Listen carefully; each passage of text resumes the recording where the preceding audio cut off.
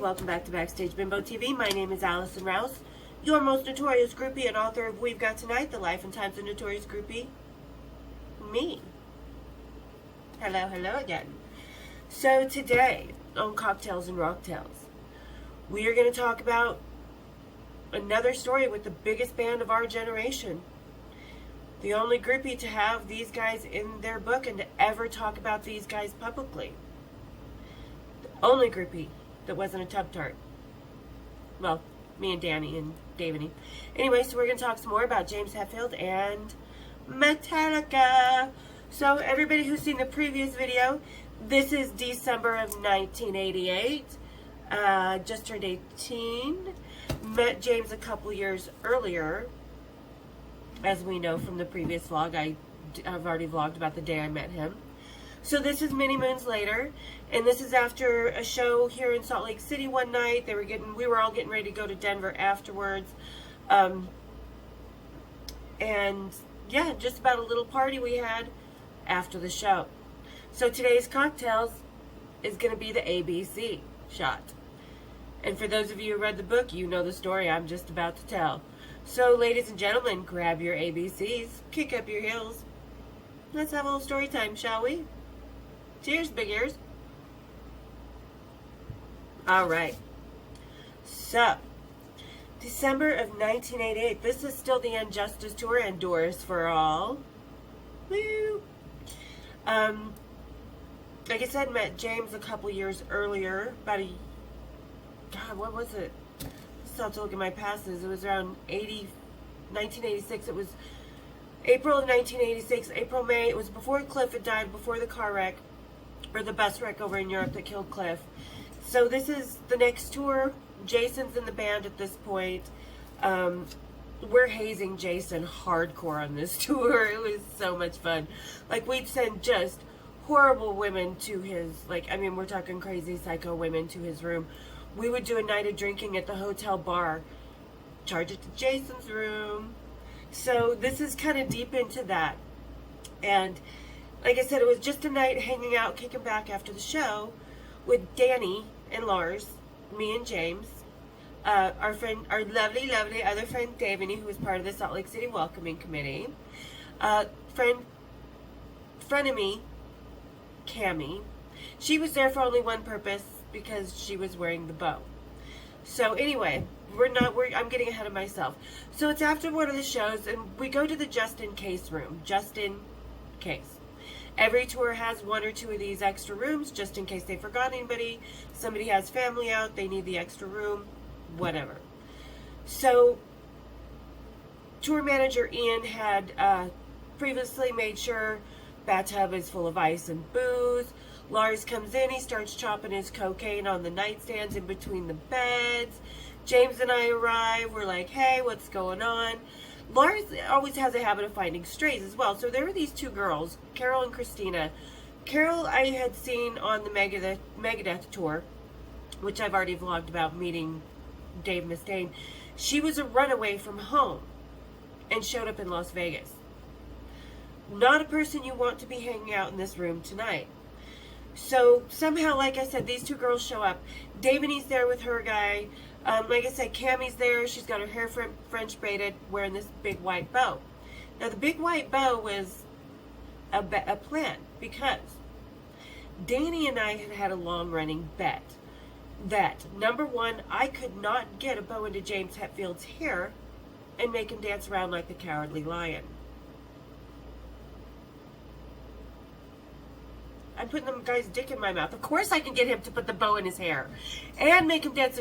So that was a $350 bet. And $50 every time he said courage or something of the effect. So We're all hanging out. We're just watching TV, like MTV's on, actually playing music videos back then. Bangles are on. Just hanging out, you know, doing our normal thing. Like I said, Lars is chopping up the coke. This girl, Carol and Christina, are trying to bounce off Lars and James and trying to sleep whichever one would take them, which neither of them are going to take them, because by this time, I'm a couple years into knowing the band. And I'm a couple years into sleeping with James, so is Danny with Lars. And no, we're part of their road family at this point. So no other groupie's gonna get our boys. Like I said, I'm sitting on his lap. You're gonna have to get through me to get to him. Sitting on a rock star's lap is the best way to make sure no other groupie gets him. So anyway, we're all hanging around, just kind of doing stupid stuff. We were doing stupid human tricks. Like, I was pretending, doing this Carol Burnett thing with James. We were just goofing off. And then Ian, and like I said, Dave and he's over here by the TV. James and I are sitting on the bed closest, because there's two beds. Bed closest here. Danny and Lars are over here. By this time, Carol and Christina, the stray groupies, had left because nothing was happening with them. And I think Ian actually showed them the door. So, and then Cammie is sitting over at the table by herself and whatever, and Ian's just sort of standing by the TV. And Ian comes up with the idea. He's like, you know what we should do? We should invent a new alphabet. We should each take a turn, take a letter, and see what kind of dirty word we can put to that letter. And keep this in mind, guys, because my book, it tells this story. My book was released in 2014. About 2019, I think, 2017. What did Metallica do? They released a book called ABCs with Metallica. Oh, Jesus Christ. You think that they didn't think about this? Or at some point during that publication that this didn't come to mind this night? Just like nothing else matters, honey. Yep. They thought about it. Anyway, there's a part of me in there somewhere. There's a part of Danny in there somewhere. In the book, in the song, and whatever. Anyway, so Ian Jeffries, their tour manager, says, hey, let's do this. So we're like, okay. So we start going around the room. I think Ian started it off. Then, you know, James would pick a letter, so on. James had the letter N. I'll sing the alphabets for you here in a second. James Allen Hetfield. Lordy boy. Anyway, so okay. So we make up these alphabets. And like I said, we're just doing stupid human tricks this night. Just one of those nights. Lars has got his cocaine chopped out, doing whatever. I'm not doing cocaine. James, I never saw do cocaine. We're passing a joint. So, okay. So here's the alphabets. And I may have to, because after the letter N, it all gets kind of fuzzy. So let me... God, I need to read my own book again, because I haven't read it since I wrote the bitch. Because that was enough for me. But anyway, so it's asshole, bitch, cunt, dick, erection, fart, gonorrhea, herpes, incest, jism, crow, Lars, mono, nipple belt. I told you, N. Because this was James's theory. And keep in mind, you know, this is 88, and we're just being stupid, and we don't mean... Because he's like, there's a serial killer who rapes his victim, and he cuts off their nipples and makes a belt out of them. Because we had to explain our letter. He couldn't come up with nasty, or I don't know what I guess. I mean, I can't think of another letter N, so I guess that is the best he could come up with. And I was like, okay, I'm gonna go be alone with this guy tonight. I have to think about that one for the next 30 seconds. Of course, I'm gonna go be with him. So anyway, orgasm prick. OPQ, queef, reesty, scintillating, or sexual. I can't remember. T was titties, or it's in the book, and I can't remember it all. I remember urethra, because Danny and I stopped and we're like, what are you talking about, urethra? What's that? I mean, you mean uterus? No. He meant urethra. We were brilliant, me and Danny. I was 18. What do you expect? Anyway, so V was vulva, W was wanker. X was actually my letter, and I said it out loud, but we were all kind of joking around. Everybody was talking, and while I was trying to say this, James usurped this bitch and was like, xylophone up your ass. Y was why not, and Z was the end. So there is the original Metallica alphabets, long before they released their book a few years ago on the Metallica ABCs. Like I said, this has been in my book that has been published since 2014, so this is not something I'm making up after the fact. I mean, really, I couldn't make this shit up. Asshole, bitch, cunt, dick, erection, fart, gonorrhea, herpes, incest, jism, curl, Lars, mono, nipple, bout, orgasm, prick, queef, Reesty. Yeah, like I said, we all picked our own letter, and we did that. Well, this is not the only thing we did that night. I will post the link to the video that I've recently posted. I've posted this a couple times on my Facebook page. So I will post a link to this video that was taken the morning after this night as we're all getting to take off to Denver. So, the bow in Cammie's hair. Like I said, this was pre-planned because we had the bet between Danny and I about whether or not I could get the bow in his hair. So we were laughing about something, and after we do the ABCs, we're all just laughing, goofing off. We're watching TV, some more MTV, just, talking. Lars doing his lines. James, by this point, has a bleeding ulcer and is a hypochondriac. And the doctor had already told him to cut down his drinking. No more hard alcohol, no nothing. And you guys really need to understand to read between the lines in my book and the significance. James was not drinking heavily at this point because of his bleeding ulcer. So he might have had 2 Sapporos in one night or 3 Coors, maybe 2 nights a week. All I'm saying is read between the lines to the future on that one, folks. I know the real reasons. About rehab.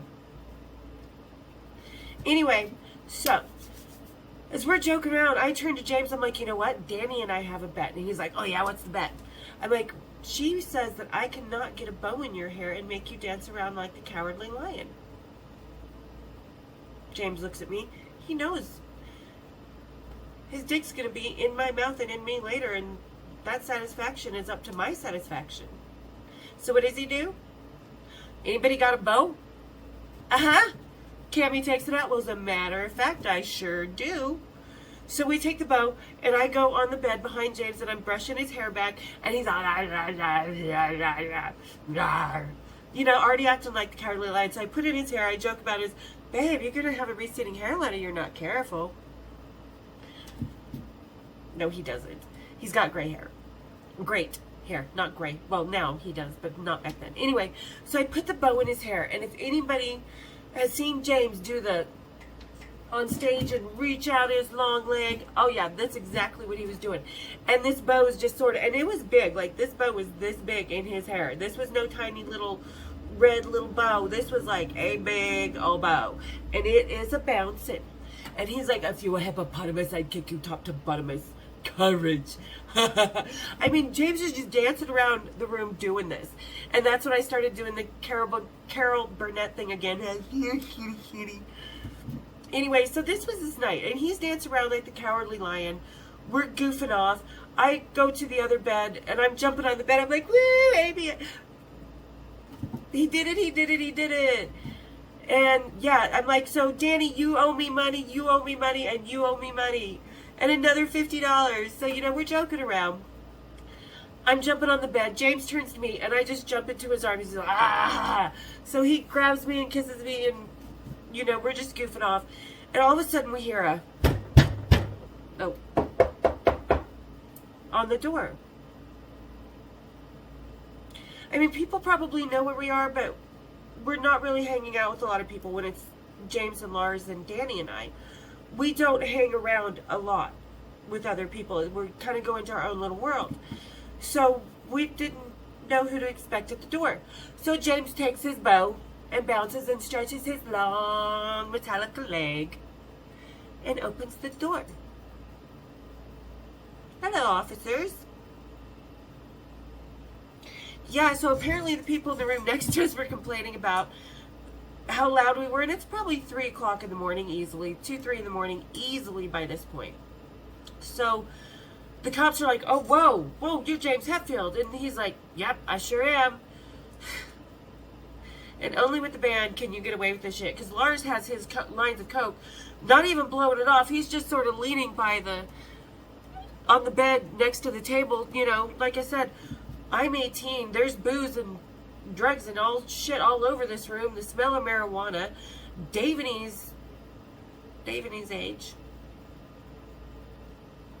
I mean, Danny's 20 because she's 2 years older than me.